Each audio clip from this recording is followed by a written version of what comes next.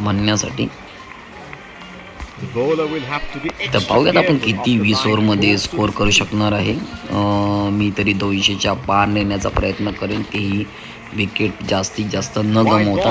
आता तरी 78 धावा झालेल्या आहेत. 9वी ओव्हर चालू आहे सध्या तरी. आपण 10चाही पल्ला गाठलेला नाही आहे.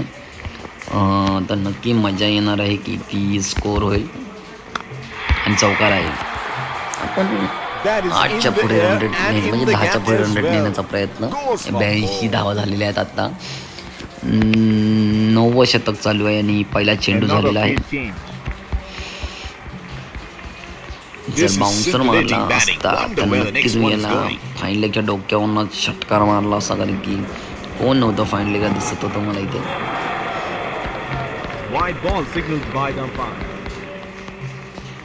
मिडल स्टंप ठेवण्याचा प्रयत्न, ज्या प्रकारे त्यांनी फिल्डिंग लावलेली आहे. आता तरी बॉल आहे, तर मी मारण्याचा प्रयत्न करतो. गेला तर षटकाने तर आऊटच आहे आणि बसलेला नाही आहे चेंडू. सुंदर असा चेंडू, लेग कटर असा बोलू शकतो आपण.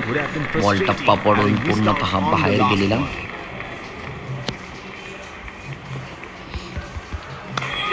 आणि कदाचित बाद आहे, बाद केलेला आहे. तेही सुंदर अशी गोलंदाजी करत बाद केलेला आहे श्रेयस अय्यरला. 14 चेंडूमध्ये 14 धावा.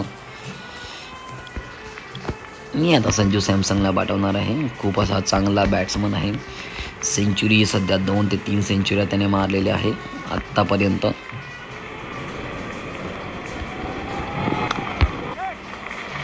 एक धाव आरामशीर भेटणार आहे आणि संजू सॅमसन स्ट्राईकवर येणार आहे.